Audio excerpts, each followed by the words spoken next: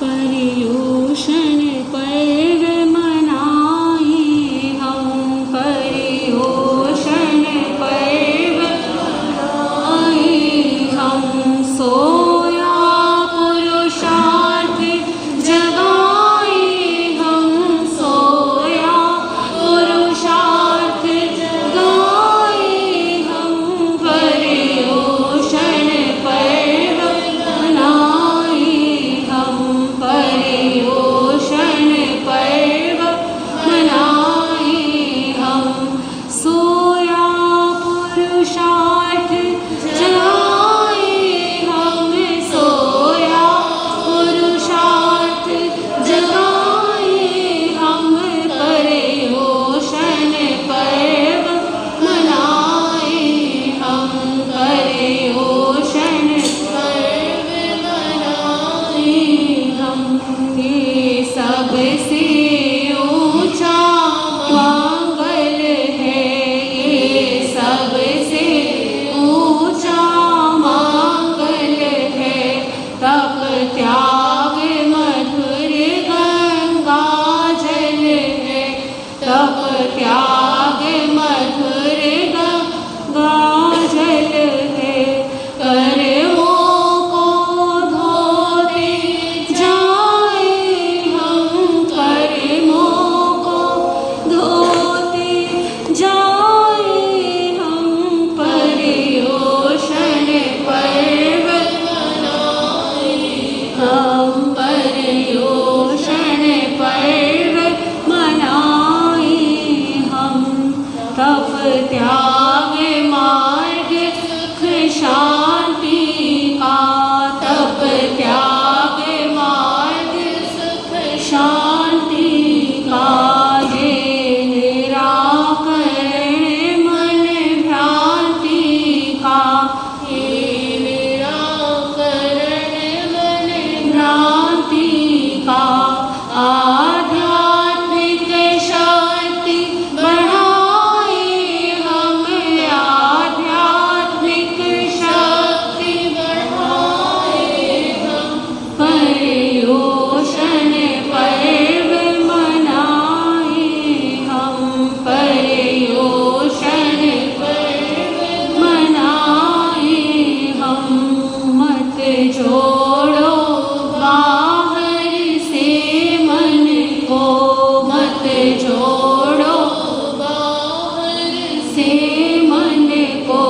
साधो संयम सद्गुण धन को, साधो संयम सद्गुण धन को। अज्ञान कषाय हटाए हम, अज्ञान कषाय हटाए हम। पर्युषण पर्व मनाए हम, पर्युषण पर्व मनाए हम। सोया पुरुषार्थ जगाए हम, सोया पुरुषार्थ जगाए हम। पर्युषण पर्व मनाए हम, पर्युषण पर्व मनाए हम। अपनी कमियों को दूर करें, अपनी कमियों को दूर करें। अपनी भूलें मंजूर करें, अपनी भूलें मंजूर करें। आंतर मन सहज बनाए हम, आंतर मन सहज बनाए हम। पर्युषण पर्व मनाए हम,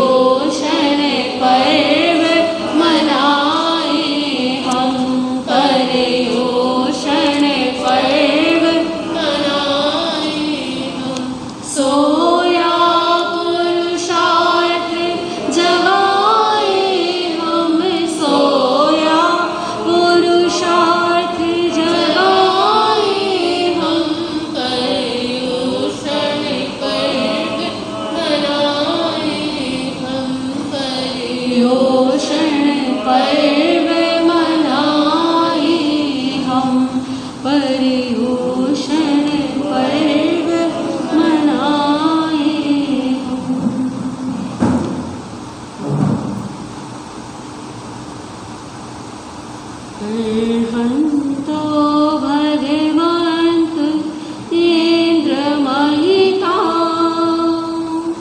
सेनाशसिद्धिस्थिता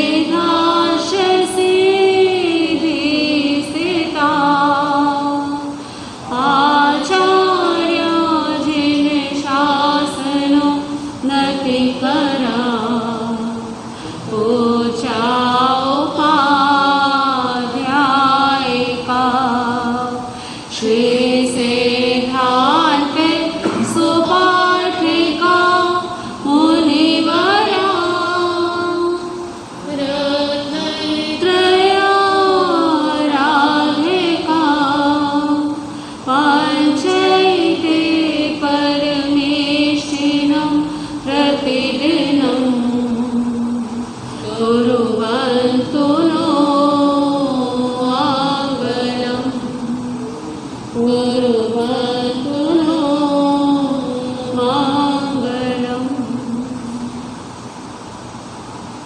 मैं देख सकूं तुमको मुझे ऐसी नजर दे दो मैं देख सकूं तुमको मुझे ऐसी नजर दे दो आवाज में मेरी तुम प्रभु अपना स्वर दे दो आवाज में मेरी तुम प्रभु अपना स्वर दे दो मैं देख सकूं तुमको मुझे ऐसी नजर दे दो।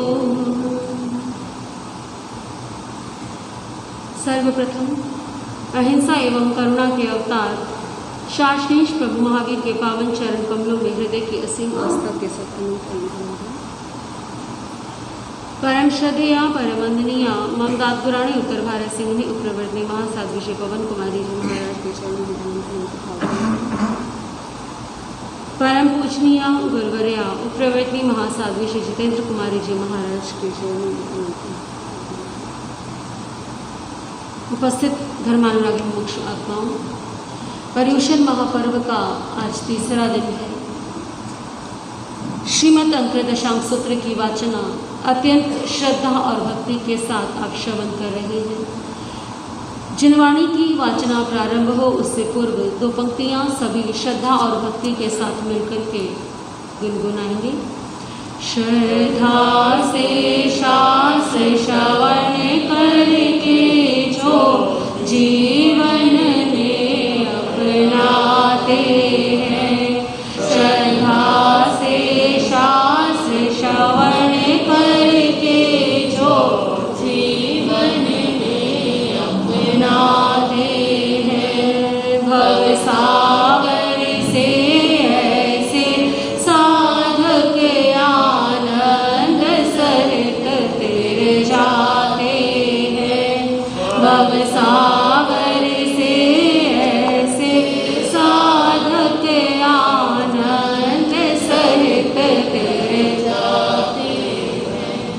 एकादश अंग द्वादश उपांग है चार मूल और छेद चार एकादश अंग द्वादश उपांग है चार मूल और छेद चार क्रमशः फिर आवश्यक जानो है भरा तत्व इनमें अपार जिन आज नहीं पर जिन वाणी है हम सब शीश झुकाते हैं जिन आज नहीं पर जिन वाणी है हम सब शीश झुकाते हैं श्रद्धा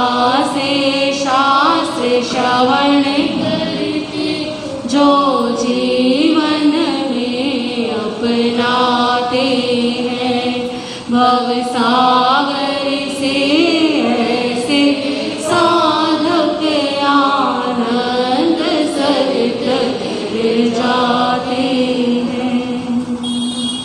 बोलिए भगवान महावीर स्वामी की, आर्य श्री सुधर्मा स्वामी की, आर्य श्री जम्बू स्वामी की। तृतीय वर्ग की कुछ वाचना कल आपने श्रवण की, बाकी की शेष वाचना आज आपके समक्ष आएगी।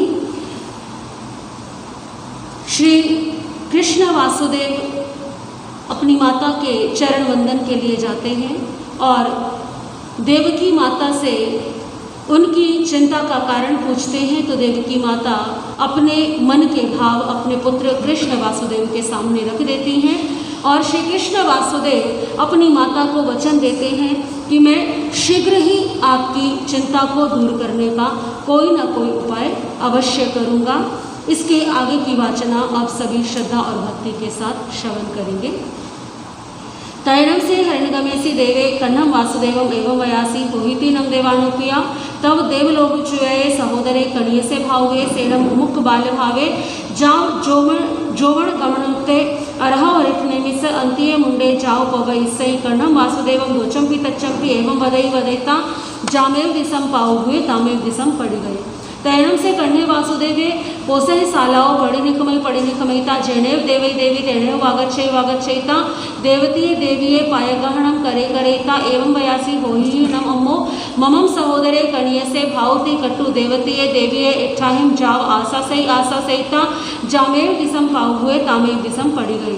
तैणम सा देवई देवी अन्या गयाई तंसी तारी सगंसी जाव सिंहम सुमिने पासिता पड़ी बुद्धा जाव हठ तुठ हिया तम गभम सुहम सुहेणम परिवहई।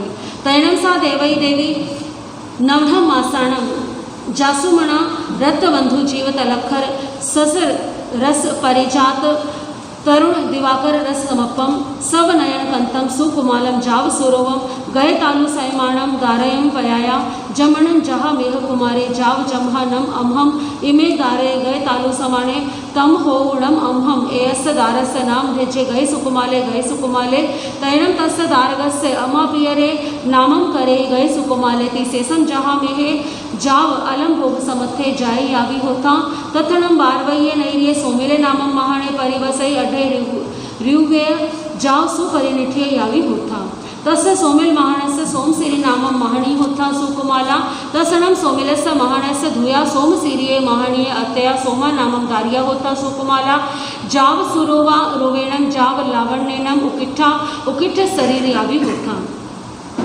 तैणम सा सोमादारिया अन्या कयाईं नाया जाव विभूसिया बहुईं कुज्जाहिं जाव परिनिखिता सयाओ गिहाओ पड़िनिखमईता जेणेव राय मगे तेणेव वागच्छईता राय मगंसी कणगति दूसयेणम कीलमाणी चिट्टति तेणम कालेणम तेणम समयनम अरा अरिठनेमि समोसड़े परिसा निगया। तैणम से कण्हे वासुदेवे इमी से कहाय लदठे समाणे नहाय जाय विभूसिये गए सुकुमारिणम कुमारिणम सधिंग हत्थी खंद वर गए सकोरंटम मल्ल दामेणम छत्तेणम धरेज्यमाणिणम सेयवर चामराहिं उद धुग्ग माणिहिं बारवये नैर्ये मज्जम मझेणम अरह अरिठनेमिस पाय वंदये निगच्छ माणे सोमम दारियम पासईता सोमाय दारियाय रुवेण ये जोवणेन ये जाय विंधिये।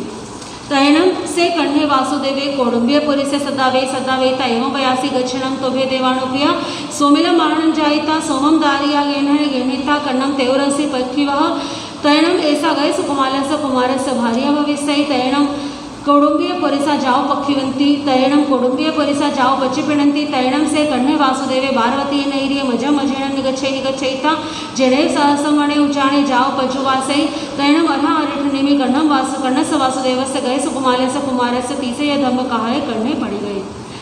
तैणम से गए सुकुमाले अणगारे अरह अरिठनेमिस अंत्यम धमम सोचा जम नवरम अम्मा पियरम आपुच्छामि जहाँ में हो नवरम महलिया वज्जम जाव बड्ढी कुले। तैणम से कण्हे वासुदेवे इमी से कहाय लदठे समाने जेणेव गए सुकुमाले कुमारे तेणेव वागच्छईता गए सुकुमालम कुमारम आलिंगईता उच्छंगे निवेशयिता एवं वयासी तुमम ममम सहोदरे कणिय से भाया तम माणम तुम देवाणुप्रिया याणिम अरह अरिठनेमिस अंत्य मुंडे जाओ पवेयाहि अहन्ये पार्वतीये नैर्ये मह्या मह्या रायभिषेणम अभिसिंचसामि तैनं गए सुकुमाले कुमारे कण्वेनं वासुदेवम एवं वक्ते समाने तुसिनीय सचिठन्ति तैनं से गए सुकुमाले कुमारे कण्णं वासुदेवम मम प्रियरो यदोच्चम्पि तच्चम्पि एवं वयासि एवं खलु देवानो प्रिया मानसा कामा खेला सवा जाव विप जहियवा भविसन्ति तमिच्छामि नम देवानुप्रिया तुबेहि अवनुन्नाय समाने अरह वरिठने मिस अंतिये जाव पवत्ते तैणं गए सुकुमालम कण्णे वासुदेवे अम्मा पियरो न चाहि नो संचयन्ति बहुयाहि अनुलोमाहि जाव आदिवित्तये ताहे अकामाहि चेव एवं वयासि तम इच्छामो नम ते जाया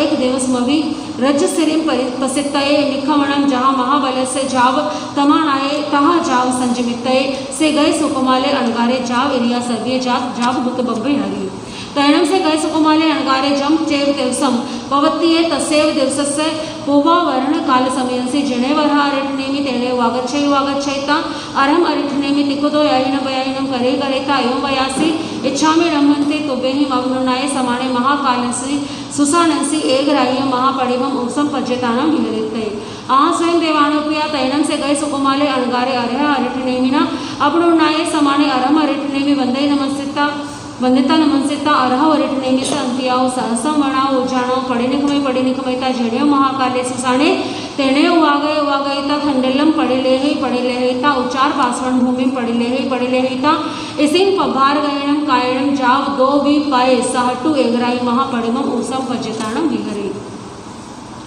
इमं चरणं सोमिले महणे सामिधेयस अठाई पार्वतीयो नैरियो भैया पवन गए समिहाओ यदभेय कुस्सेय पतामोड़ं च गेणहिता ततो पडिनियतैता महाकालस्य सुसानस्य अदूर सामन्तेन वी वैमाणे सज्जा काल समयंसि पविरल मनुस्संसि गए सुकुमालम अणगारम पासैता तम वेरम सरैता आसुरुते एवं वयासि ए सणंभो से गोय सुकुमाले कुमारे अपथ्ये जाव परिवज्ये जेणं ममं धूयं सोमसीर्य भार्याय अतयं सोमं दार्यं अदिच्छ दोषपय्यं कालवित्तीनं विपजयता मुंडे जाव पवत्तिये तम सेयं खलु मम सम गए सुकुमालस्य कुमारस्य वेर निचायणम करेतय एवं संपेहिता देसा पड़िलेहणम करेता सरसमट्यम गेणहिता जेणेव गए सुकुमाले अणगारे तेणेव वागच्छैता गए सुकुमालस्य अणगारस्य मत्थे मट्टियाय पालें बंधैता चलंतियो चिययाओ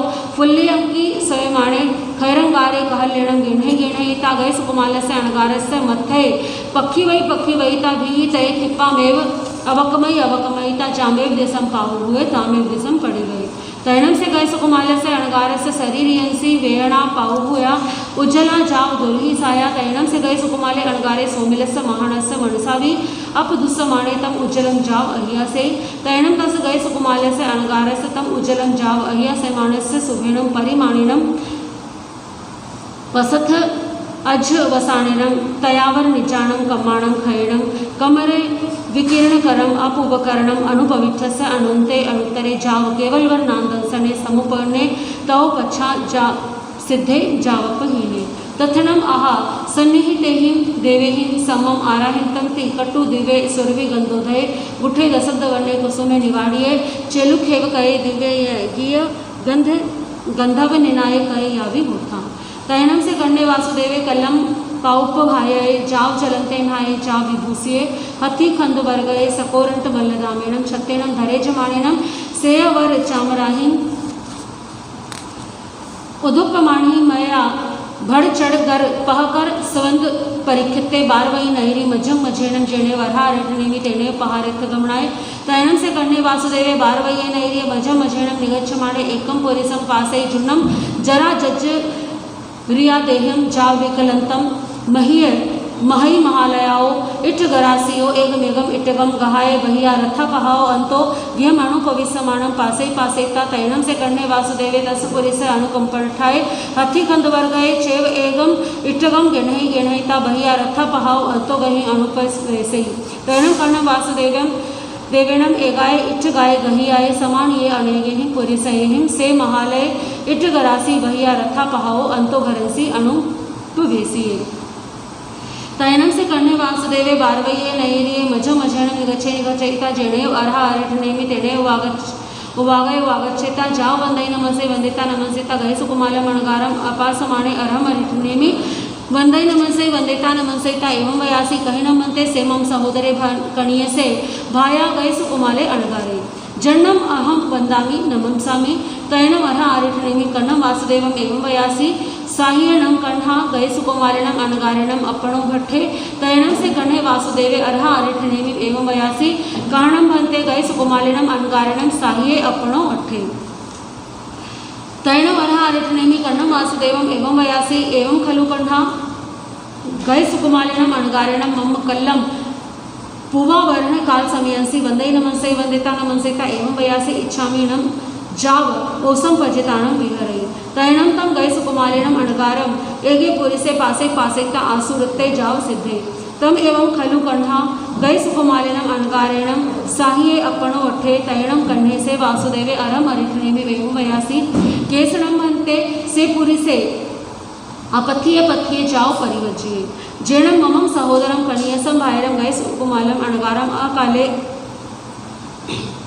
चेव जीवियाव वग्रोव्ये तैणम अर्ह अरिठनेमि कर्णम वासुदेवम एवं वयासी माणम कण्हा तुमम तस्य पुरेसस्य पदो समावज्जाहि एवं खलु कण्हा तेनम पुरीसेणम गए सुकुमालस्य अणगारस्य साहिज्ये दिन्ने कहर्णमन्ते तेनम पुरीसेणम गए सुकुमालस्य स्नम साहिज्ये दिन्ने तैणम आरिठनेमि कर्णम वासुदेवम एवं वयासी सेनूनम कण्हा ममम तुमम पाय वंदये हवम आगच्छमाणे बारवतीय नैर्ये एवं पुरीसम पाससी जाव अनुपविसीवे जहाणम कण्हा तुमम तस्य पुरीसस्य साहिज्ये दिन्ने एवमेव कण्हा तेनम पुरीसेणम गए सुकुमालस्य अणगारस्य अनेक भव सहस्र संचियम कमम उदीरमाणिनम बहु कम्मणिज्य रथम साहिज्ये दिन्ने तैणम से कण्हे वासुदेवे अरहम अरिठनेमि एवं वयासी सेणम भन्ते पुरीसे ममम कहम जानीयवे तैणम अर्ह अरिठनेमि कर्णम वासुदेवम एवं वयासी जेणम कण्हा तुमम बारवय्ये नैर्ये अणुपविसमाणम पासेता ठिये चेव ठियि भेणम कालम करिस्सै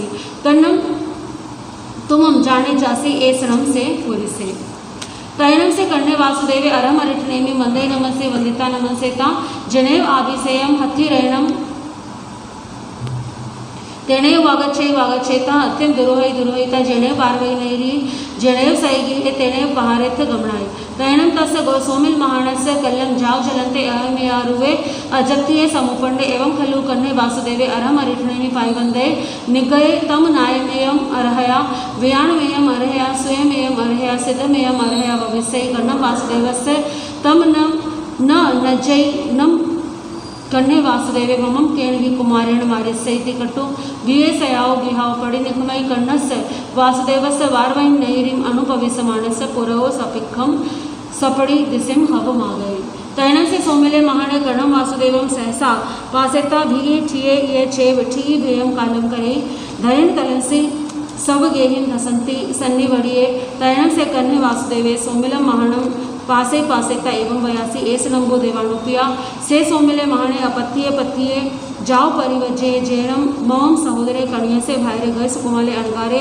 आकाले चेव जीवियाओ वग्रोव्ये तिकटु सौमिलम महानम पाणेहि कड्ढावेता तंभूमि पणियेणम अबुखावेता जेणे सयगिहे तेणे उवागये सयं विहम अनुपविठे एवं खलु जम्बू समनेन भगवया जाव संपत्तेन अठमस्य अंगस्य अंतकड़ दसानं तचस्य वगस्य अठम अध्ययनस्य पणत्ते अयमठ्ठे पणत्ते नवमस्य उख्येवो एवं खलु जम्बू तेनं कारणं तेनं समेनं बारवतीये नैर्ये जहाँ पणमये जाओ विहरई तथनम बारवय्ये नैर्ये बलदेवी नामम राया उत्थावर्णव दसनम बलदेवस्तरण्यधारिणी नामम देवी उत्थावर्णव तैणम सधारिणी सिंहम सोमिने जहाँ गोये में नवरम सुमहे नामम कुमारे पन्नासम कन्नाओ पन्नासदाओ चौदस पुवाई गरी जय बेसंग वासाई परियाओ सेसम तमचेव जाओ से तुंजे सिद्धे निखेवो एवं दुमुहेवी गोवदारेवी दोनम बलदेव प्रियाधारिणी सुया दारेवी एवं चेव नवरम वसुदेव प्रियाधारिणी सुए एवं अनादिठी वि वसुदेव प्रियाधारिणी सुए एवं खलु जम्बू समेनं जाव संपत्तेनम अठमस्य अंगस्य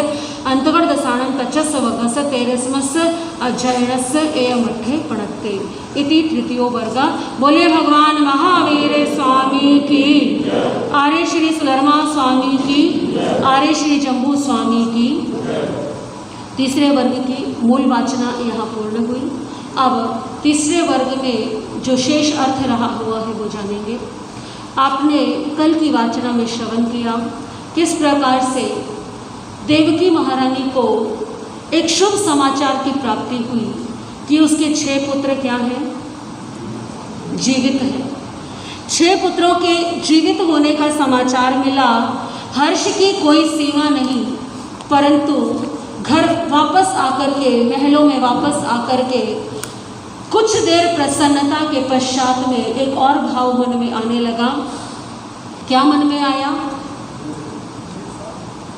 कि 7 पुत्रों को जन्म देने के पश्चात भी मेरी गोद क्या है, पुत्र योग्य हैं, पुत्र ऐसे हैं जिन पर प्रत्येक माता गर्व करे।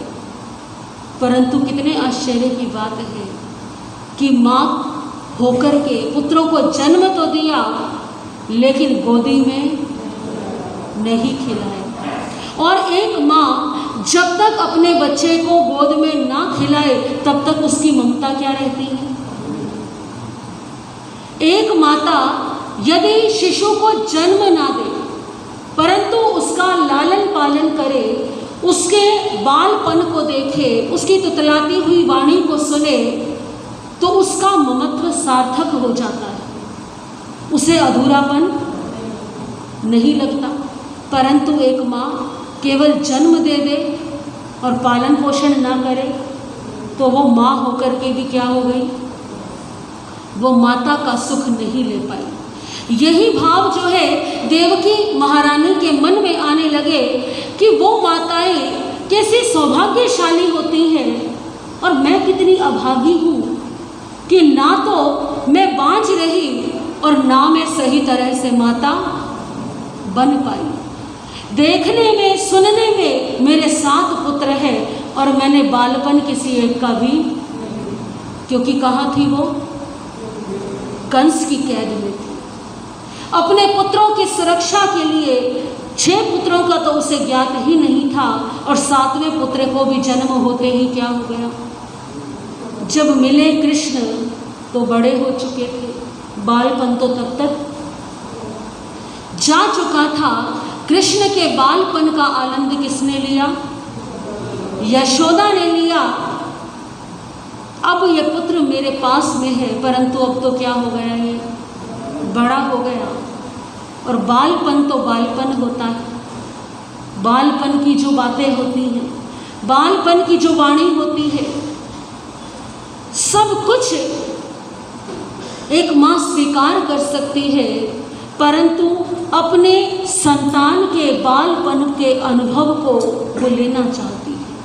क्या सोचती है देवकी महारानी, वे माताएं इस धरती पर है भाग्यशालिनी धन्य बड़ी, वे माताएं इस धरती पर है भाग्यशालिनी धन्य बड़ी, जुड़ी हुई शिशु क्रीड़ाओं के संग साथ प्रत्येक घड़ी, जुड़ी हुई शिशु क्रीड़ाओं के संग साथ प्रत्येक घड़ी, साथ साथ शिशुओं को मैंने जन्म दिया पर है ये स्पष्ट ममता उन्हें न मैं दे पाई,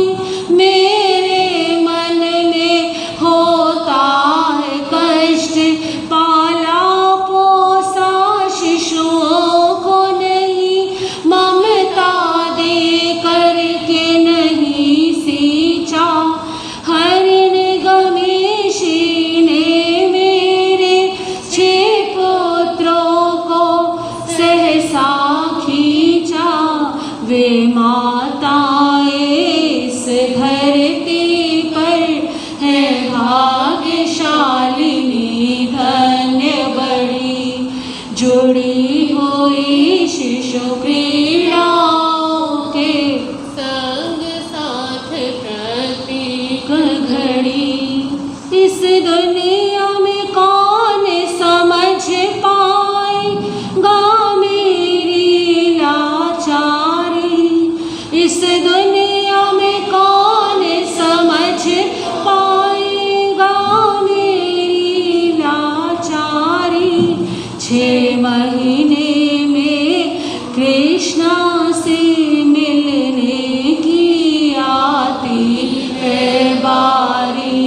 6 महीने में कृष्ण से मिलने की आती है बारी।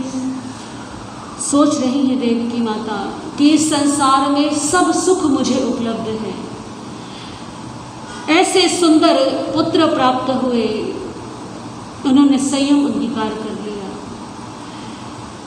मेरा 7वां पुत्र 3 खंड का अधिपति है, योग्य है, परंतु उसको भी का 6 महीने में एक बार वो मेरे पास आता।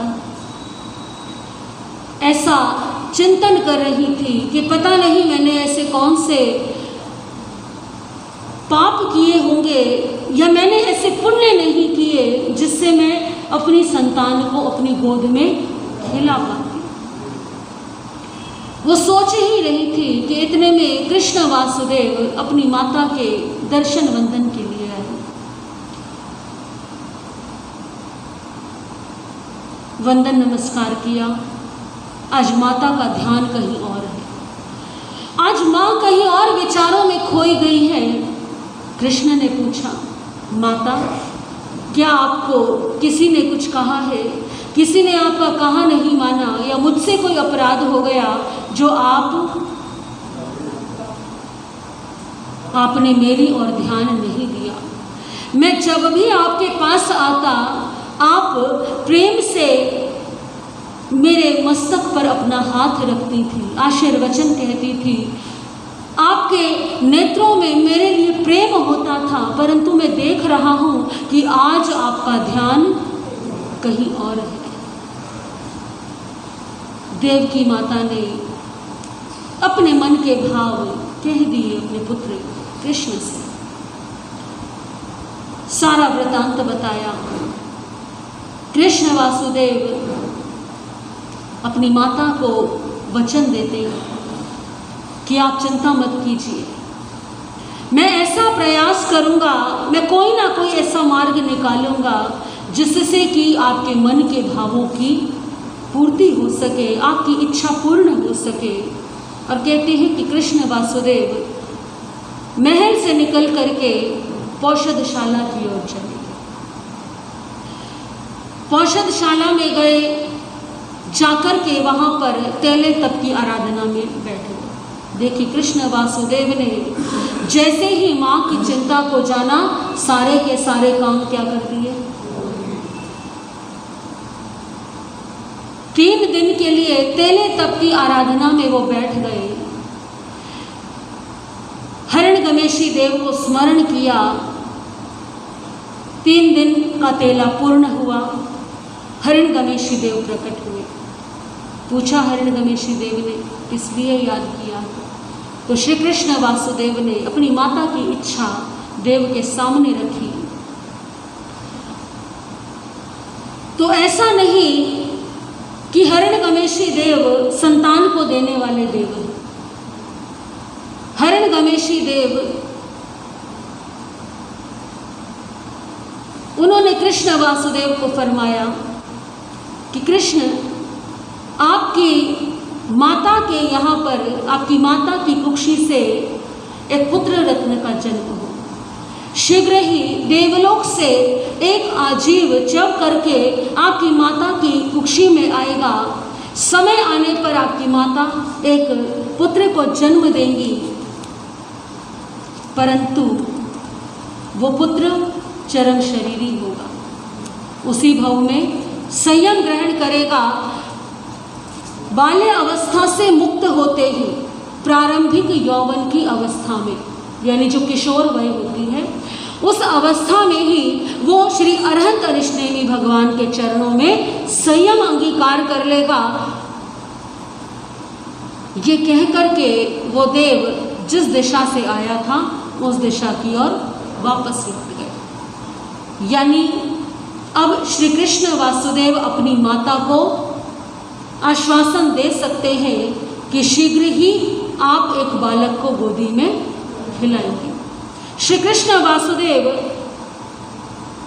पौषधशाला से निकल करके माता देवकी के महलों में पहुंचे। माता देवकी के महलों में आकर के माता देवकी को प्रणाम करके उन्होंने देव की कही हुई बात पूरी नहीं बताई। ये नहीं बताया कि वो क्या करेगा, संयम अंगीकार करेगा। श्री कृष्ण वासुदेव ने कहा कि माता आप निश्चिंत रहिए, कुछ ही समय के पश्चात में आप एक पुत्र को जन्म देंगी।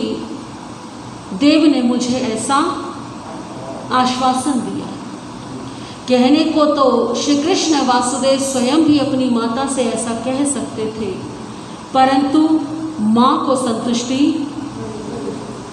क्योंकि देवकी के 8 पुत्रों की भविष्यवाणी पहले ही अतिमुक्त अणगार ने पोलासपुर नगर में कर दी थी।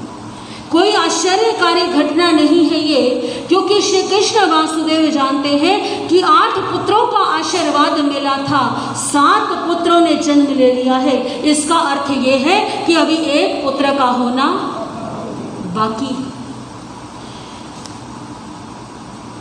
श्री अंकृत दशांक सूत्र में ये वर्णन नहीं आता, परंतु आगमकार फरमाते हैं कि एक कथा आती है कि जब कृष्ण वासुदेव को ज्ञात हुआ कि मेरी माता को ऐसे विचार उत्पन्न हुए हैं, मेरी माता इस कारण से दुखी है कि उन्होंने कभी किसी बालक को गोद में नहीं खिलाया, तो कहते हैं कि कृष्ण वासुदेव ने अपनी वैक्रिय शक्ति का लब्धि का प्रयोग करके एक बालक का रूप बनाया और अपनी माता के पास खेलने लगी। माता भी बालक को क्या करने लगी, खिलाने लगी गोद में। कहते हैं कि 6 महीने तक चलता रहा, माता खिलाती रही और कृष्ण खेलते रहे। एक दिन की बात, माँ जिद कर रही थी, देवकी माता, कृष्ण को दूध पिलाने के लिए। अब बालक तो बालक है, कृष्ण जी जो है जिद पे अड़ गए कि इस दूध में से शक्कर क्या कर दो, निकाल दो। अब माता कहती है कि दूसरा दूध ले आती हूँ। नहीं, दूध भी यही पीना है और इसमें से क्या कर दो, शक्कर निकाल दो। तो माता ने बहुत समझाया, बहुत मान मनुहार की, डांट भी लिया, प्रेम से समझा लिया।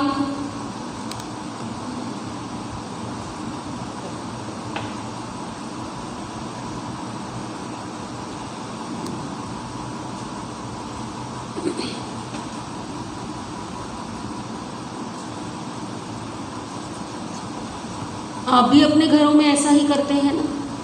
छोटे बच्चे होते हैं, जिद करते हैं, तो प्रेम से समझाते हैं, मान मनुहार करते हैं, फिर भी नहीं समझते तो फिर माँ क्या करती है, डांट भी लगा देती है।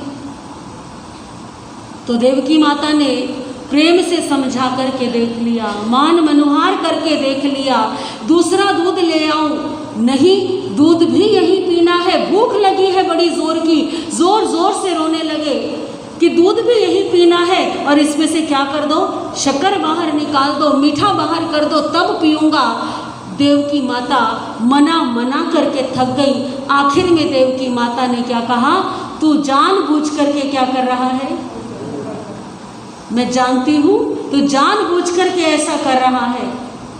बालक तो बालक होता है, तू बालक होता तो मेरी बात मान जाता। तो श्री कृष्ण तब समझ गए कि माता को तब तक माँ का मन प्रसन्न नहीं होगा जब तक एक वास्तव के बालक को वो नहीं खिलाएंगे। तब श्री कृष्ण वासुदेव ने देव आराधना की। देव आराधना के पश्चात में श्री कृष्ण वासुदेव ने अपनी माता को समाचार दे दिए। अब देवकी का जो दुख था वो दूर हो गया। अब भावी सुख की कल्पना में वो प्रसन्न चित्त रहने लगी। कृष्ण वासुदेव ने केवल इतनी ही बात क्यों बताई कि मेरे एक लघु सहोदर भ्राता का जन्म होगा, आप शीघ्र ही एक पुत्र को जन्म देंगी, परंतु ये बात नहीं बताई कि वो किशोर वय में ही, प्रारंभिक यौवन की अवस्था में ही संयम अंगीकार कर लेगा। क्योंकि कृष्ण वासुदेव का चिंतन था कि यदि माता को ये बात कह दी तो माता सुख में भी क्या हो जाएंगी। जब जो होना है वो होना ही है। यदि पहले से उसका ज्ञान हो जाए तो जो बीच का समय है वो व्यक्ति उसका भी आनंद नहीं ले, क्योंकि मानव का मन है ये, जो भावी है उसको लेकर के हम चिंतित रहते हैं, जो वर्तमान में घटित हो रहा है हम उसका आनंद नहीं लेते। हर व्यक्ति के मन में भविष्य की चिंता है, पता नहीं आगे क्या होगा, कैसे होगा। अरे आज जो हो रहा है, आज जो भी कुछ अच्छा है उसका आनंद लीजिए। जो अभी तक घटित हुआ ही नहीं है उसके लिए क्या चिंतन करना। यदि होनहार है तो वो होकर के रहेगी, उसे कोई बदल नहीं सकता, कोई परिवर्तित नहीं कर सकता। यही कारण था श्री कृष्ण नहीं चाहते थे कि रंग में भंग हो। श्री कृष्ण नहीं चाहते थे कि माँ को एक प्रसन्नता की सूचना मिले और माता उतना समय भी किसमें निकाले, चिंता में निकाले। इस कारण से केवल इतना ही समाचार दिया। इस प्रकार के मधुर वचनों से अपनी माता को आश्वासन देकर के कृष्ण वापस अपने भवन की ओर लौट गए। पौषद तेले तप की, जो तेले का व्रत किया था उसका पारणा किया और अपने राज कार्य में संलग्न हो गए।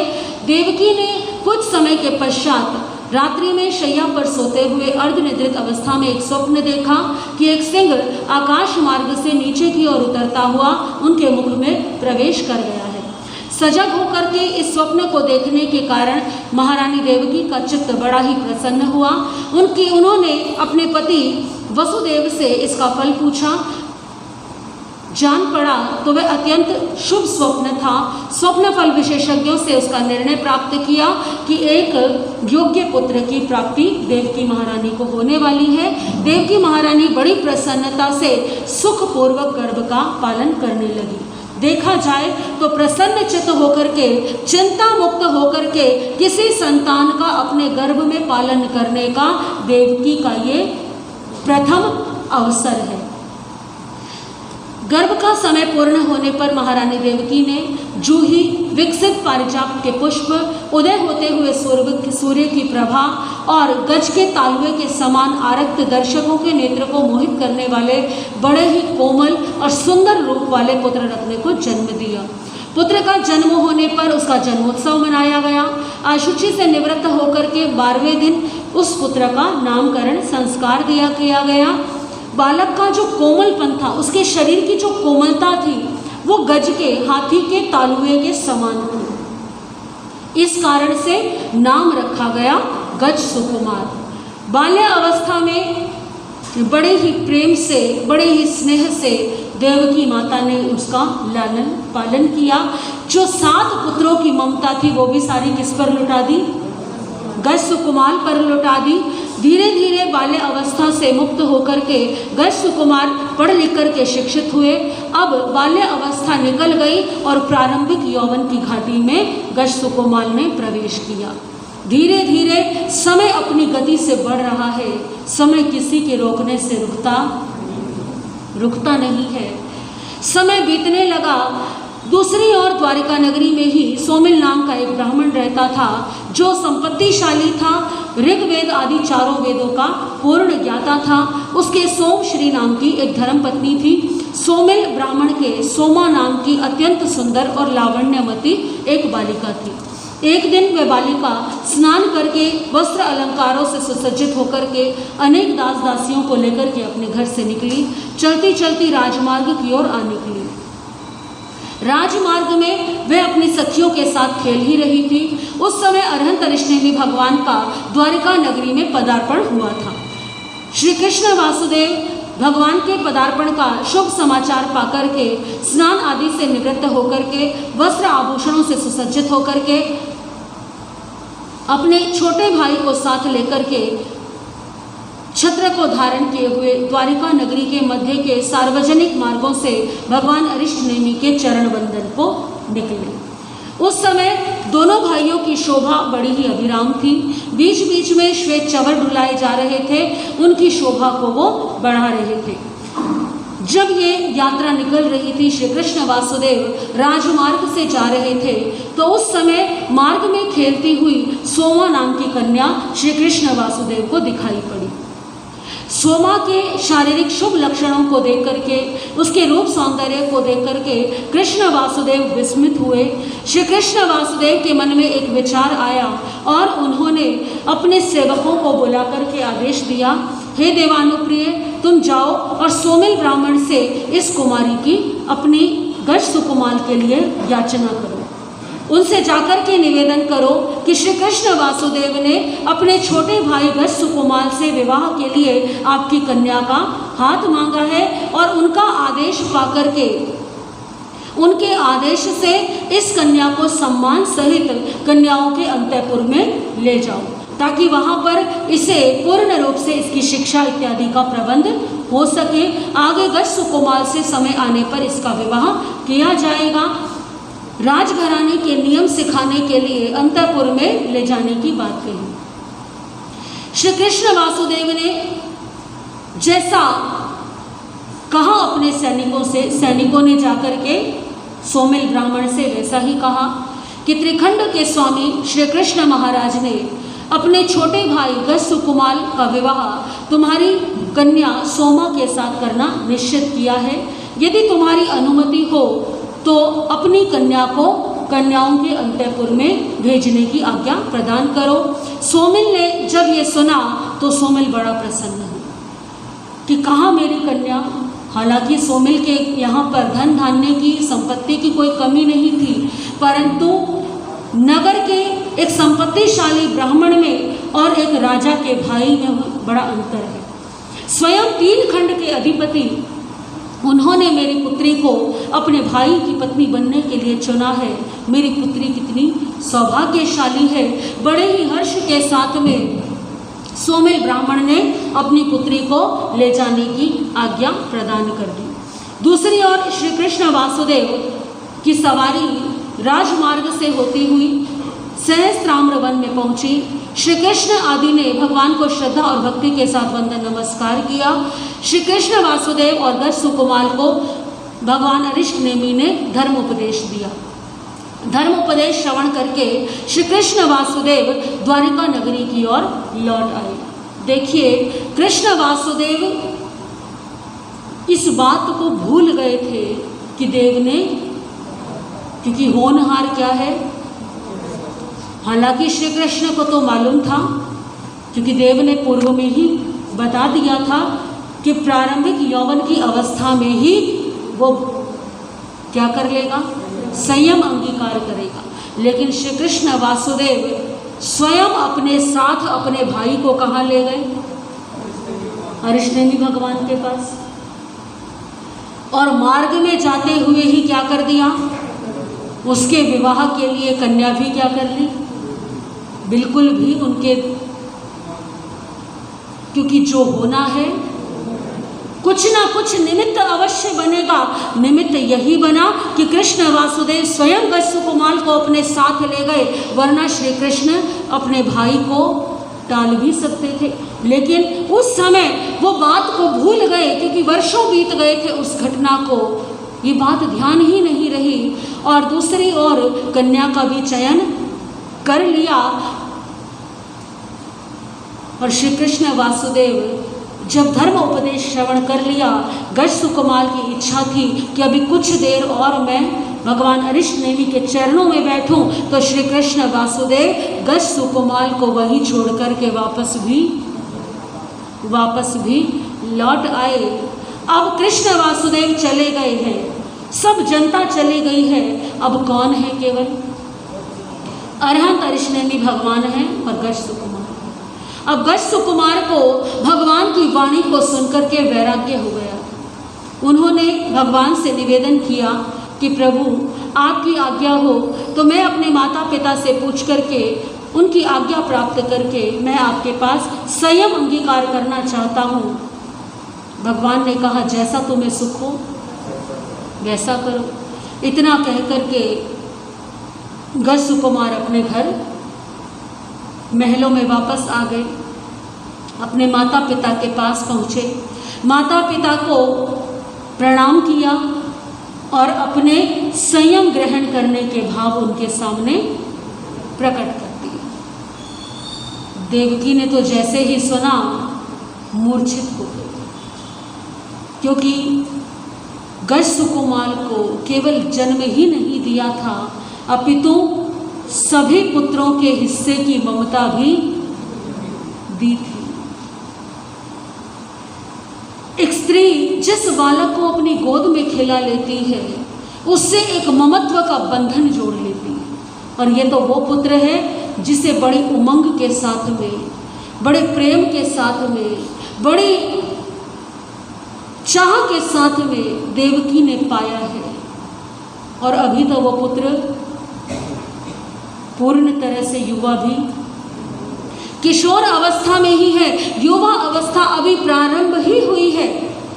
देवकी मूर्छित हो गई, जागृत किया गया।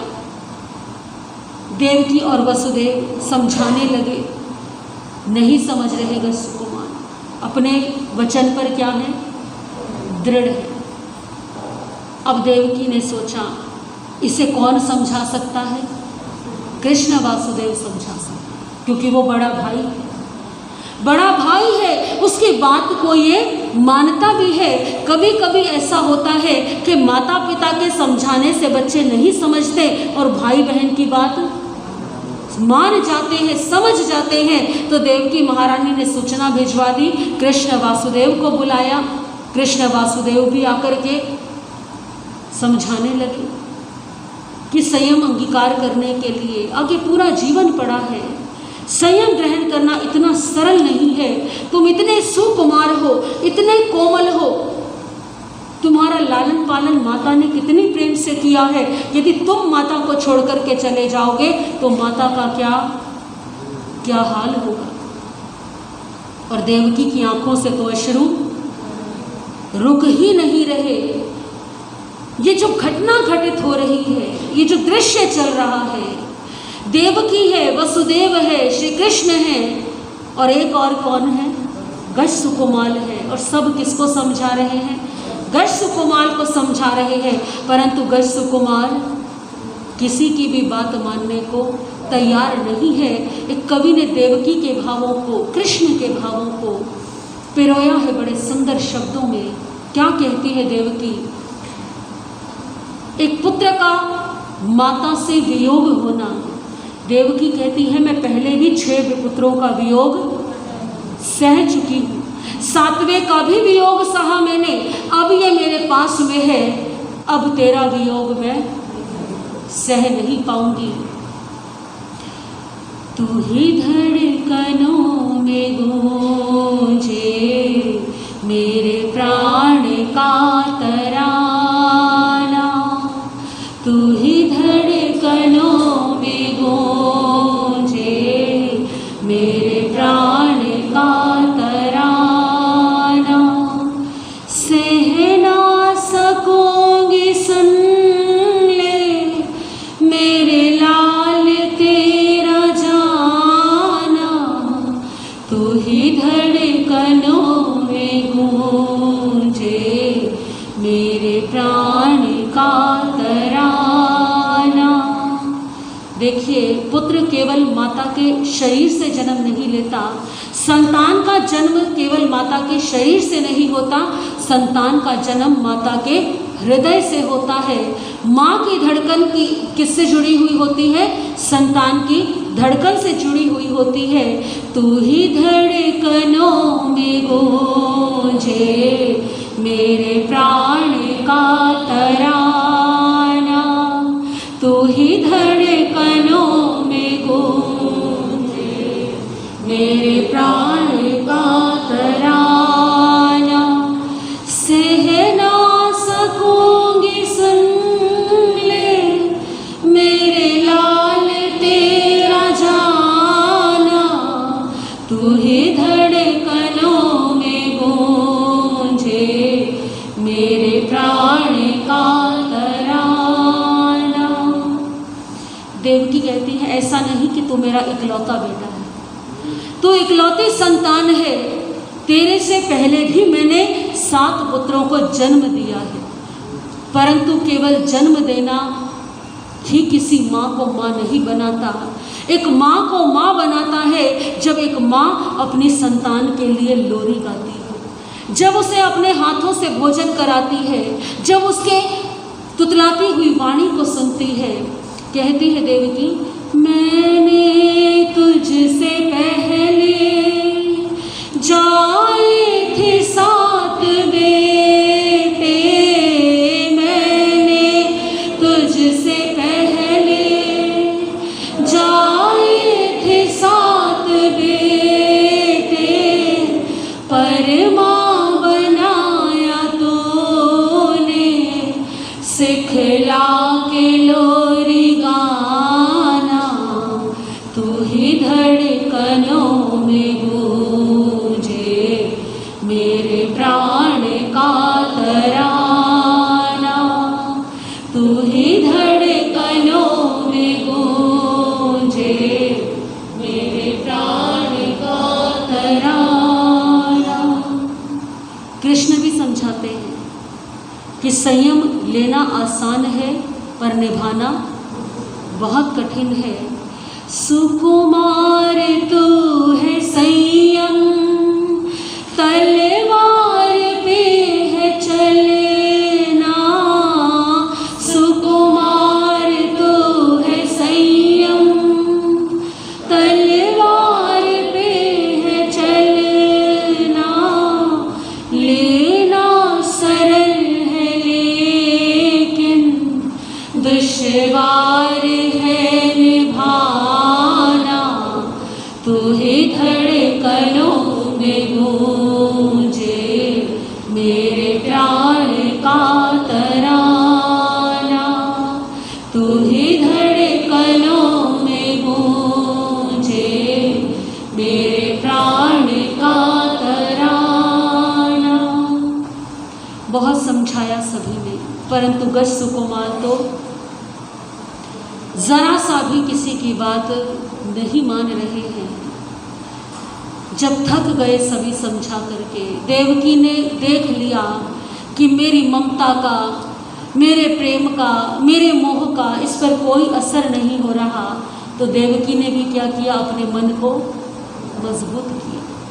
क्योंकि देवकी एक बड़ी ही मजबूत हृदय वाली स्त्री है।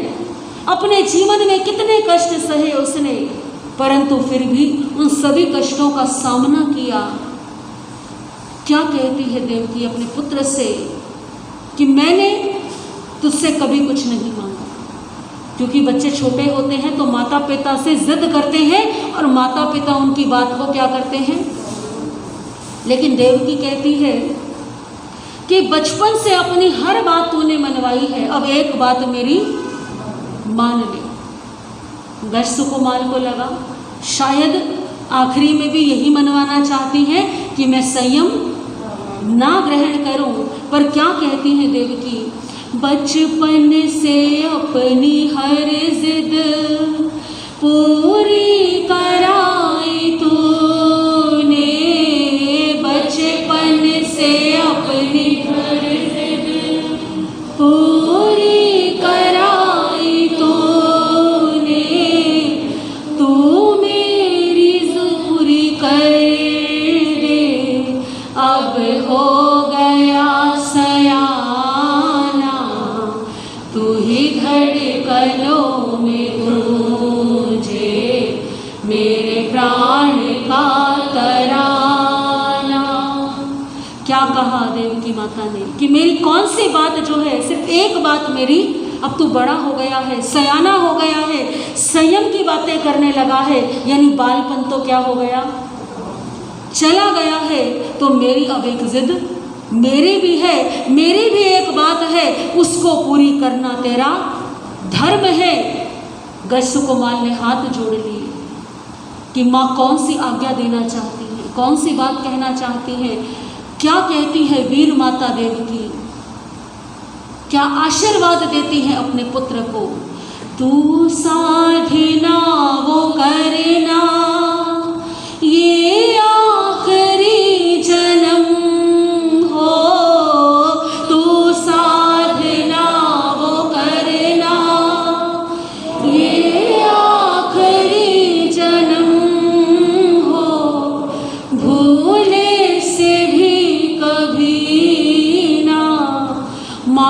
दूसरी बनाना, तू ही धड़कनों में गूंजे मेरे प्राण का तराना, तू ही धड़कनों में गूंजे मेरे प्राण का तराना। कैसी माँ होगी वो, अपने 6 पुत्रों को भी यही आशीर्वाद दिया था। जिन्हें अपने हाथों से नहीं पाला उनके लिए भी यही आशीर्वाद, और जिसे अपने हाथों से पाल पोस करके बड़ा किया है उसके लिए भी कि संयम लेने चला है तो मेरी बात ध्यान रखना, ऐसी साधना करना कि ये कौन सा जन्म हो, तेरे जैसे पुत्र का वियोग कोई और माता सहन करे, तेरे संयम में ऐसी स्खलना हो कि तुझे और जन्म लेने पड़े, ये मैं सहन नहीं करूंगी। ऐसा आशीर्वाद तो कोई वीर माता ही अपने पुत्र को, अपने संतान को दे सकती है। धन्य है वो माँ जिसने अपने पुत्र को, संयम के मार्ग पर जाते हुए पुत्र को ऐसा आशीर्वाद दिया। कहते हैं कि श्री कृष्ण वासुदेव ने गश्त कुमार से कहा कि तुम्हारी संयम की भावना है, माता ने भी स्वीकृति दे ही दी है, परंतु तुम राजकुल में जन्मे हो तो हमारी इच्छा है कि हम तुम्हारा क्या करें, कम से कम एक बार तुम्हें राजकुल में तुमने जन्म लिया है, हम अपनी आँखों से देख लें तुम्हें राज सिंहासन पर बैठा हो। कितना प्रेम है एक भाई का दूसरे भाई के प्रति। कृष्ण के मन में अभी भी आस है, हो सकता है सिंहासन पर बैठ के मन क्या हो जाए, क्योंकि अभी तो छोटा ही है, अभी इसने देखा ही क्या है। श्री कृष्ण वासुदेव ने जब ऐसा कहा तो गश्त कुमार मौन हो गए। श्री कृष्ण ने स्वीकृति समझ करके राज्याभिषेक की घोषणा करवा दी और अगले दिन बड़े ही समारोह के साथ में गश्त कुमार का अभिषेक कर दिया गया। अपना स्वयं का 3 खंड के अधिपति ने मुकुट उतार करके किसके शीश पर रख दिया, अपने भाई के शीश पर रख दिया। सब सोच रही है शायद अब मन के भाव क्या हो जाएंगे, लेकिन गश्त कुमार सोच रहे हैं कि अभी तो केवल संयम की बात ही कही और 3 खंड का क्या मिल गया, राज्य मिल गया, और संयम ग्रहण कर लूँ तो क्या होगा, फिर तो पता नहीं क्या होगा। जैसे ही श्री कृष्ण वासुदेव ने कहा महाराज अब बताइए आपकी क्या आज्ञा है, तो गश्त कुमार ने कहा मेरे अभी निष्क्रमण की तैयारी की जाए। बड़े ही समारोह के साथ में श्री कृष्ण वासुदेव ने अपने भाई का दीक्षा महोत्सव किया। दीक्षा समारोह हुआ, शोभा यात्रा निकली। अरहंत ऋषनेमी भगवान के चरणों में पहुंच करके श्री कृष्ण वासुदेव ने अरहंत ऋषनेमी भगवान से निवेदन किया, प्रभु मेरा ये छोटा भाई है जो मुझे अत्यंत प्रिय है, माता पिता को अत्यंत प्रिय है, परंतु आपके सदुपदेश को श्रवण करके ये आपके चरणों में संयम अंगीकार करना चाहता है, आप इसे अपने चरणों में शिष्य रूप में स्वीकार कीजिए। अरहंत ऋषनेमी भगवान ने गश्त कुमार को संयम प्रदान किया और अब गश्त कुमार अणगार हो गए। 5 समिति 3 गुप्ती 9 बाण सहित ब्रह्मचर्य व्रतधारी बन गए। जयमचर्य जयम चिट्ठे प्रभु के उपदेश अनुसार उन्होंने अपनी प्रवृत्ति को स्वीकार किया और अब 3 खंड के राज्य के बदले आत्म साम्राज्य के अधिकारी बन गए। दीक्षा समारोह हो गया, सब अपने अपने स्थान पर वापस लौट गए।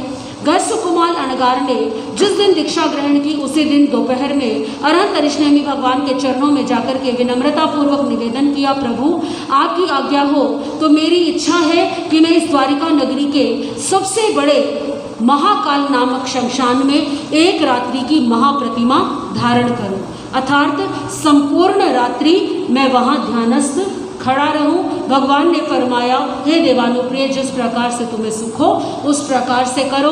भगवान की आज्ञा पाते ही गज सुकुमार अणगार ने भगवान को वंदन नमस्कार किया।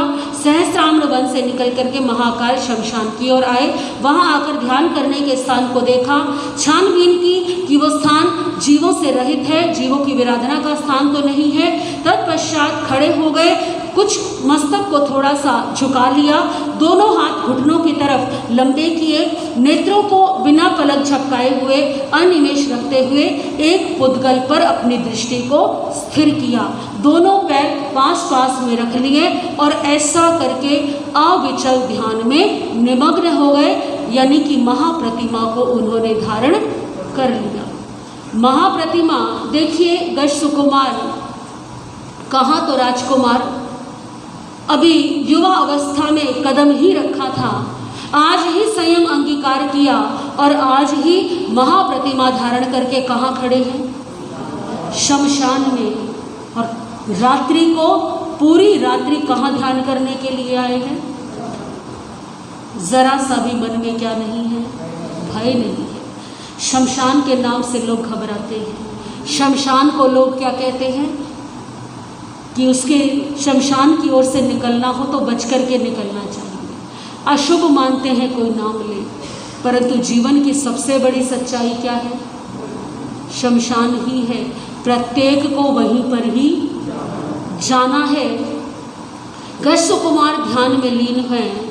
संयोग की बात, सायंकाल का समय था। सोमेल ब्राह्मण उसी महाकाल शमशान के निकट से होकर के निकला। संयोग से सोमेल ब्राह्मण दीक्षा से पहले ही, गज सुकुमार की दीक्षा से पूर्व ही किसी आवश्यक सामग्री को लेने के लिए वो नगर के बाहर चला गया था। और वो नगर के बाहर था और पीछे से सब घटनाएं घटित होती चली गई। लौटते समय वो वहाँ आ निकला। संध्या काल के समय मनुष्यों का आवागमन शमशान के पास से कुछ कम हो गया था और गज सुकुमार मुनि को देख करके सोमेल आश्चर्यचकित हो गया। पहचाना उसने, ये कौन है? ये तो राजकुमार गज सुकुमार है, ये तो साधु बन गए, यहाँ खड़े हुए हैं। इतना तो सोमेल को ज्ञान था। अब उसके मन में अपनी पुत्री की चिंता होगी कि मेरी पुत्री को तो इसी गज सुकुमार से विवाह के लिए श्री कृष्ण ने याचना की थी और इसने तो क्या कर ली? दीक्षा ले ली। अब मेरी पुत्री का क्या होगा? ये तो केवल एक निमित्त मात्र था। पूर्व भाव का वैर जागृत हुआ, अत्यंत क्रोध आया सोमेल को। ये मृत्यु को चाहने वाला लज्जा रहित है। मेरी प्राण प्यारी पुत्री को, जिसका कोई दोष नहीं, जिसकी कोई भूल नहीं, और उसको त्याग करके ही ये क्या बन गया? ये साधु बन गया है। इसे तो मैं इसके कर्मों का दंड अवश्य दूंगा। ऐसा विचार करके उसने आसपास देखा। मनुष्यों का आवागमन तो उस समय कम हो ही चुका था। संध्या हो गई थी, हल्का सा अंधेरा छाने लगा था। जलाशय था, जलाशय से किनारे से कुछ गीली मिट्टी लेकर के आया। गीली मिट्टी लाया और क्या किया? गज सुकुमार अणगार के जो केश लुंचन किया हुआ सिर था, आज ही लोच हुआ था, आज ही संयम अंगीकार किया था, उस सिर पर मिट्टी की चारों तरफ एक पाल बांध के फिर देखा इधर उधर, तो वो तो शमशान था। और शमशान भी कैसा? द्वारिका का सबसे बड़ा शमशान, महाकाल शमशान, जहाँ अनेकों अनेकों चिताएं जल रही थी। चिताएं जल करके कुछ शांत हो गई थी, लेकिन अंगारे जो हैं वो उनमें बचे हुए थे। तो गज सुकुमार ने, सोमेल ने क्या किया? देखा इधर उधर जलती हुई चिताओं के धधकते हुए अंगारे। पास से जो मिट्टी का बर्तन था, मिट्टी का घड़ा फूटा हुआ था, वो टुकड़ा उठाया। टुकड़े उठा करके उसकी सहायता से अंगारों को क्या किया? भर लिया। लाल लाल अंगारे जो जली हुई लकड़ी के थे, जो अभी शांत नहीं हुए थे, खैर के समान धधकते हुए लाल लाल अंगारे लेकर के आया। और जो पाल बांधी थी गज सुकुमार, अणगार के सिर पर उस पाल में डाल दिए। उसके पश्चात इधर उधर देखा, कोई मुझे, क्योंकि व्यक्ति जब कोई अनुचित कार्य करता है तो वो भयभीत होकर के शीघ्र ही जिधर से आया था उधर की ओर चला गया। जब गज सुकुमाल अणगार के सिर पर वो अंगारे डाले तो गज सुकुमाल अणगार के शरीर में महाभयंकर असह्य वेदना प्रारंभ हुई। हमारी बहनें रसोई में खाना बनाती हैं, कभी भूल से, असावधानी से, अशुभ कर्म के उदय से कोई गर्म बर्तन स्पर्श हो गया, कितनी वेदना होती है और कितनी देर तक रहती है। और गज सुकुमाल अणगार के सिर पर तो क्या हुए थे, जलते हुए अंगारे, लाल लाल अंगारे रख दिए गए, असह्य वेदना होने लगी। परंतु गज सुकुमाल ने महाप्रतिमा धारण कर रखी और महाप्रतिमा का नियम है कि जब तक ध्यान पूर्ण नहीं हो, रात्रि व्यतीत नहीं हो, तब तक ध्यान भंग नहीं होना चाहिए। शरीर को किंचित मात्र भी हिलाना डुलाना नहीं है। गज सुकुमाल चाहते तो सिर को हिलाते और अंगारे गिरा देते। जिस समय सोमिल ब्राह्मण अंगारे डाल रहा था, यदि गज सुकुमाल एक बार आंख उठा करके देख लेते तो सोमिल की हिम्मत, परंतु गज सुकुमाल ने अपने नियम को भंग करना स्वीकार नहीं किया। उस असह्य वेदना को सहते रहे, चिंतन करते रहे, ये मेरे ही कर्मों का परिणाम है। सोमिल पर रंज मात्र भी द्वेष नहीं, रोष नहीं। धीरे धीरे जो चमड़ी थी वो जल गई और जो सर में रक्त था वो क्या होने लगा, उबलने लगा। ऐसी असह्य वेदना में भी समता भाव रखते हुए उस वेदना को समभावों से सहन करने पर शुभ परिणाम और प्रशस्त अध्यवसायों से ज्ञान को रोकने वाले कर्मों का क्षय हुआ। कर्मों के क्षय हो जाने से अपूर्व करण में प्रवेश होने पर अनंत पदार्थ जिससे जाने जाएं, ऐसा प्रधान केवल ज्ञान, केवल दर्शन उन्हें उत्पन्न हुआ और वे गज सुकुमार अणगार कुछ ही समय में सिद्धत्व को प्राप्त हो गए। बोलिए महासमताधारी गज सुकुमार अणगार की।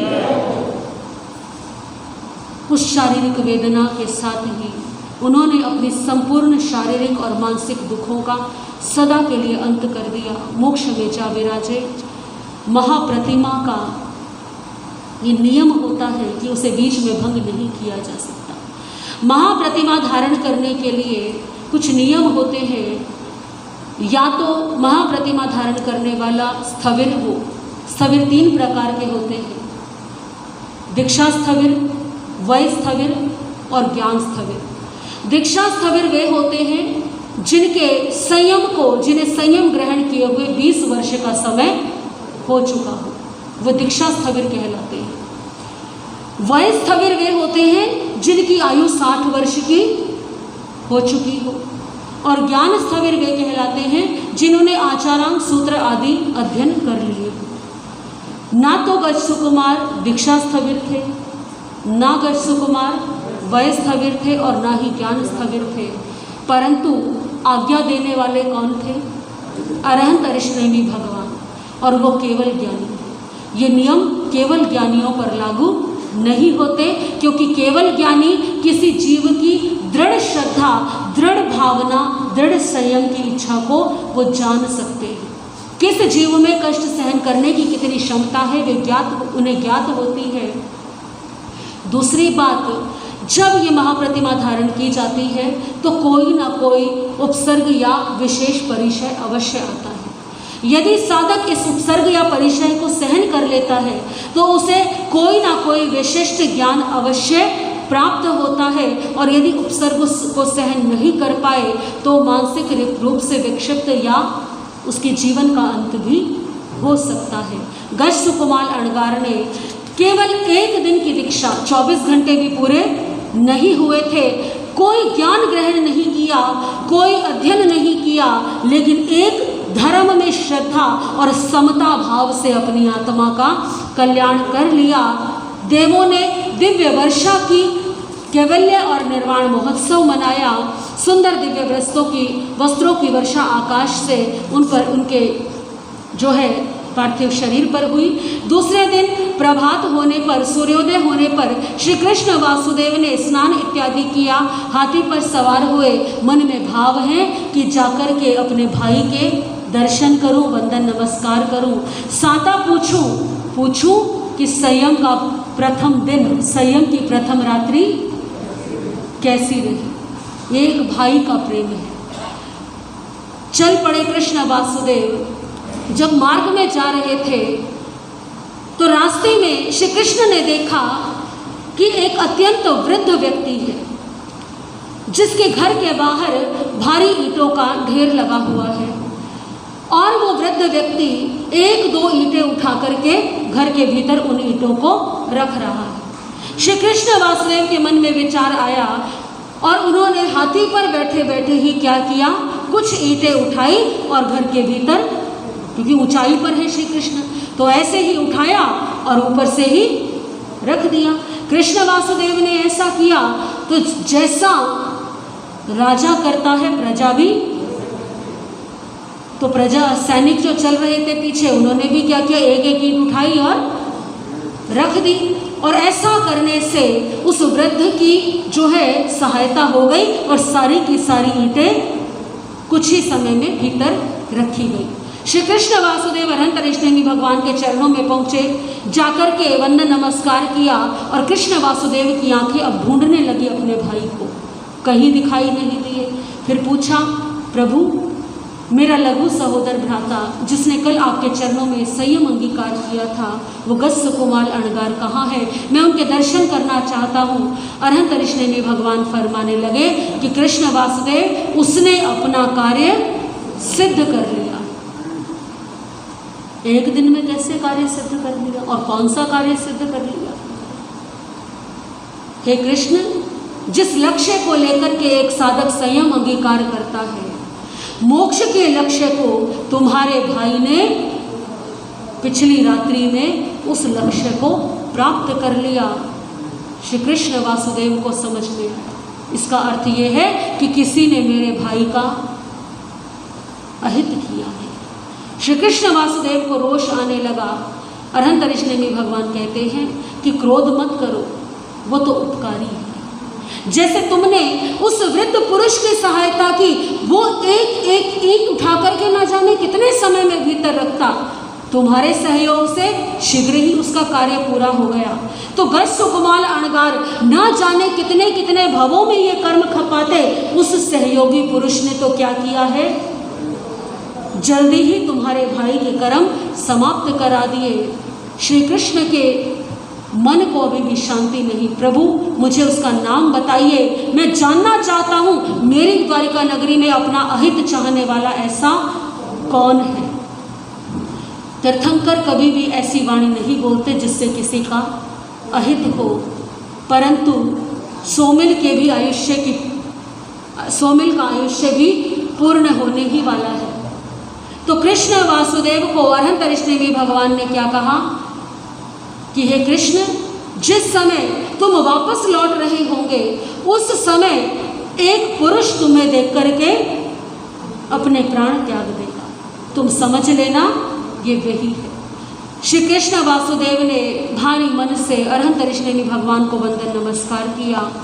वंदन नमस्कार करके आज कृष्ण वासुदेव का मन उदास है। श्री कृष्ण वासुदेव ने आज्ञा दी, आज राजमार्ग से नहीं, आज गलियों से रथ को निकालो। रथ गलियों में से निकलने लगा। इधर प्रातः काल होते ही सोमिल को भी ज्ञात हो गया कृष्ण वासुदेव कहाँ गए हैं, और अनंतरिष्णेमी भगवान तो सर्वज्ञ हैं, वे सारी बात बता देंगे। तो सोमिल भयभीत होकर के नगर से भागने की तैयारी करने लगा। इधर सोमिल ने भी सोचा कि श्री कृष्ण वासुदेव तो राजमार्ग से आएंगे, तो मैं गलियों से छिप कर के निकल जाऊं। और संयोग देखिए कि जिधर से श्री कृष्ण निकल रहे थे, सोमिल भी उसी मार्ग पर आकर के खड़ा हो गया। हालांकि श्री कृष्ण को नहीं ज्ञात था कि इसने ऐसा अपकार्य किया है, परंतु सोमिल को तो और सोमिल ने जैसे ही कृष्ण वासुदेव को देखा, भय के कारण उसकी हृदय गति वही रुक गई और वह वही मृत्यु को प्राप्त हो गया। श्री कृष्ण वासुदेव ने उसको ही अपने भाई का हत्यारा मान करके उसके शव को नगर से बाहर फेंकवा दिया और उस भूमि को जल से शुद्ध कराया। अपने महलों में वापस आए। आनंदपूर्वक धीरे धीरे समय बीतने पर उनका शोक दूर हुआ और वे आनंदपूर्वक राज्य करने लगे। ये 8वें अध्ययन में, तृतीय वर्ग के 8वें अध्ययन में यही वर्णन आता है। तृतीय वर्ग के 9वें अध्ययन में वर्णन आता है कि द्वारिका नगरी में बलदेव महाराज, जो कि श्री कृष्ण के बड़े भाई थे, बलदेव महाराज अपनी प्राप्त जागीरी पर आधिपत्य करते हुए निवास करते थे। उनकी धारिणी नाम की एक आज्ञाकारिणी रानी थी। धारिणी रानी को शैया में सोते हुए एक दिन सिंह का स्वप्न आया। वे जागी। सूर्योदय होने पर स्वप्न फल विशेषज्ञों से स्वप्न का फल पूछा गया। समय आने पर धारिणी रानी ने एक पुत्र रत्न को जन्म दिया। नाम रखा गया सुमुख कुमार। युवा अवस्था होने पर 50 कन्याओं के साथ उनका विवाह किया गया।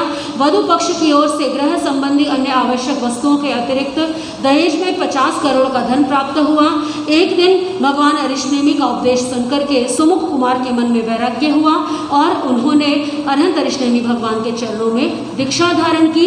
20 वर्ष तक चारित्र का पालन किया। 14 पूर्व तक का ज्ञान प्राप्त किया और अंतिम समय में संधारा करके उन्होंने शत्रुंजय पर्वत पर मोक्ष को प्राप्त किया। बोलिए सुमुख अणगार की। इसी प्रकार से बलदेव राजा के पुत्र और धारिणी के पुत्र दुर्मुख कुमार और कूपधारक ने भी जीवन दीक्षा धारण करके अंतिम समय में संधारा करके सिद्ध पद को प्राप्त किया। वसुदेव और धारिणी के पुत्र दारुक और अनादिष्टि कुमार ने भी दीक्षा धारण की और मोक्ष में पधारे। इस प्रकार हे जम्बू, अंतगढ़ सूत्र के तृतीय वर्ग के 13 अध्ययनों में भगवान महावीर ने ऐसा ही वर्णन फरमाया है। जैसा फरमाया वैसा मैंने तुम्हें सुना दिया। बोलिए भगवान महावीर स्वामी की। सभी हाथ जोड़ लेंगे। श्री आगमे दिव्य पढ़ते दंजासुत आगम्य अर्थागम्य तदुबे आगम्य भाषांति शशिपति चालगते म्यालो जवाइदम अच्छा मेले मिनकरम अच्छकरम पहिनम विनयनम जोगिनम गोसेनम सुठुदिनम दुठु पड़िच्छे मकालिन को जो कालिन को सुचा सचाम सचायम सचाम न सचाय तस्मिच्छामि दुक्कडम तस्मिच्छामि दुक्कडम तस्मिच्छामि दुक्कडम।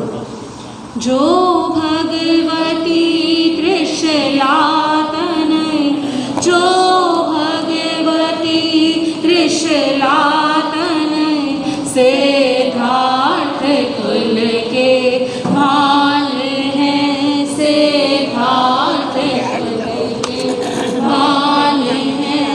लिया जन्म क्षत्रिय कुंड में, लिया जन्म क्षत्रिय कुंड में, प्रिय नाम श्री वर्धमान है, प्रिय नाम श्री वर्धमान है। जो स्वर्ण वर्ण प्रलंब भुज, जो स्वर्ण वर्ण प्रलंब भुज, सर सिज नयन अभिराम है, सर सिज नयन अभिराम है। करुणा सदन मर्दन मदन, करुणा सदन मर्दन मदन, आनंदमय गुणधाम है, आनंदमय गुणधाम है। जो आनंद ज्ञानी है प्रभु, जो आनंद ज्ञानी है प्रभु, और अनंत शक्तिमान है, और अनंत शक्तिमान है। किस मुख से गुण वर्णन करूं, किस मुख से गुण वर्णन करूं, मेरी तो एक ज़बान है, मेरी तो एक ज़बान है। योगेंद्र मुनि चिंतन निरत, योगेंद्र